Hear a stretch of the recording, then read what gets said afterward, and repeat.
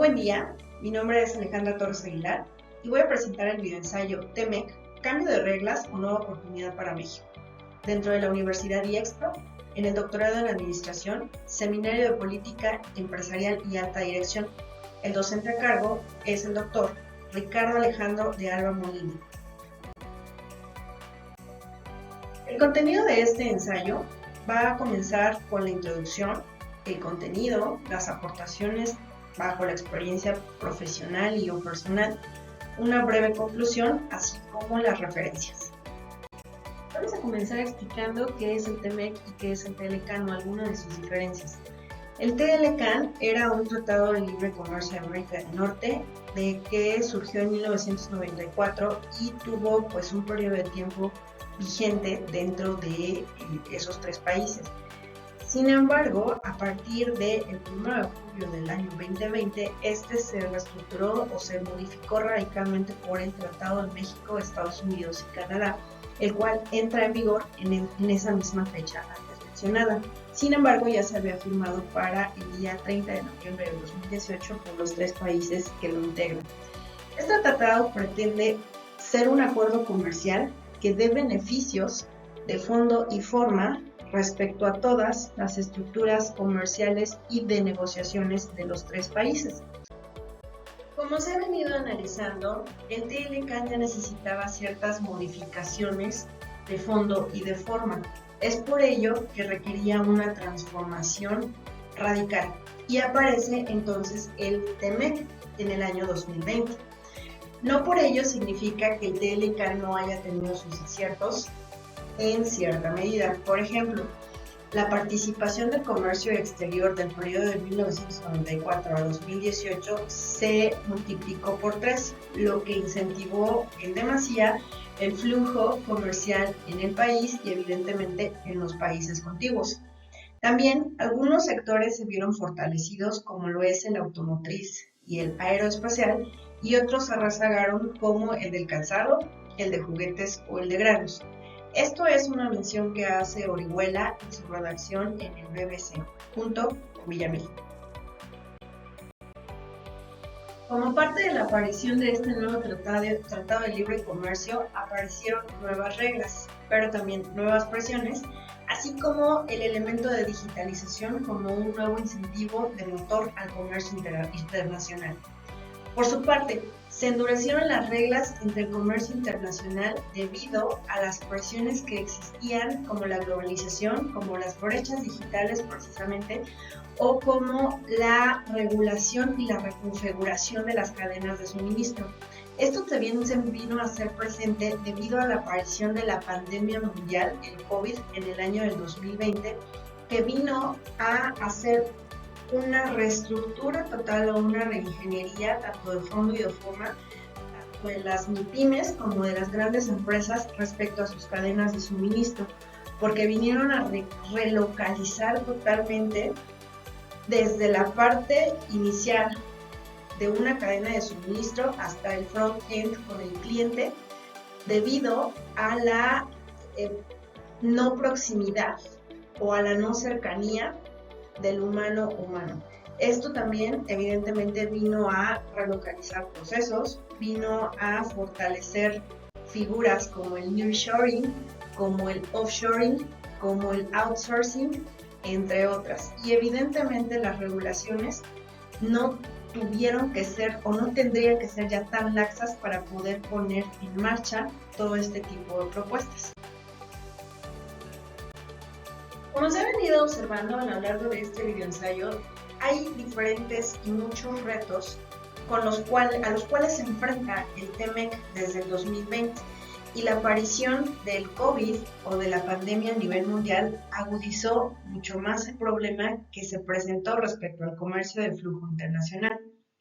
Sin embargo, hay diferentes organismos de talla internacional que se hacen presentes para poder ir solidificando y tal vez sosteniendo los procesos operativos y estratégicos de las empresas para que estos puedan mantenerse con nuestra nueva normalidad, como en algún momento le llamaron.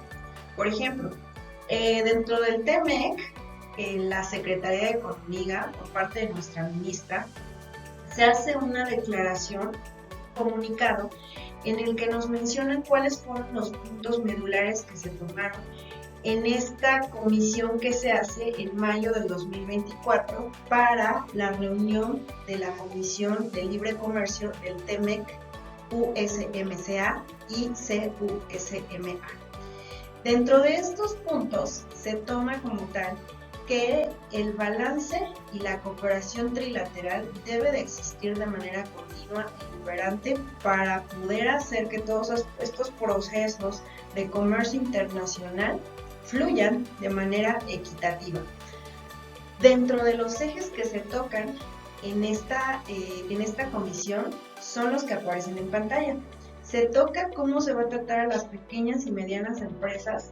También nos habla de que es importante adaptar un comercio inclusivo por medio de la utilización de la digitación, entre otras herramientas para poder hacer más fluidos a los comercios dentro de esta globalización e ir cerrando brechas digitales.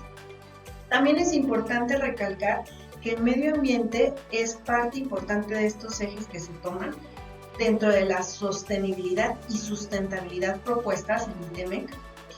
Y es importante también mencionar el eje de la competitividad de América del Norte, ¿no? Somos países que somos aliados de una u otra forma y es importante también mantener esa competitividad latente.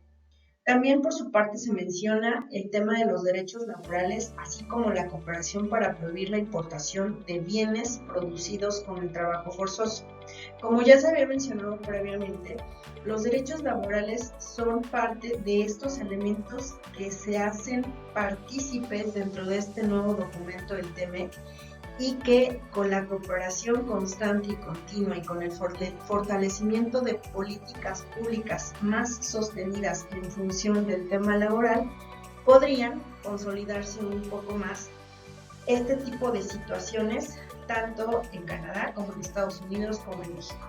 En México lo podemos observar con las nuevas actualizaciones a la reforma laboral, tal vez un poco retomando el tema de la ampliación de las prestaciones laborales mínimas de ley, la ley Silla, la NOM 035 de la prevención de los factores de riesgo psicosocial, o bien la NOM 036 que nos habla un poco del tema de la inserción de la ergonomía dentro de las organizaciones para una mayor comodidad y bienestar con los trabajadores.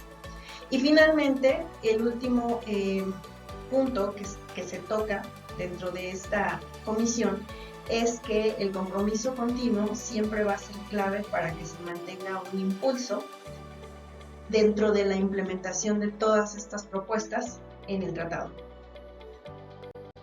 Para ir cerrando con este videoensayo, es importante destacar que los beneficios del comercio internacional aún no son repartidos de forma equitativa.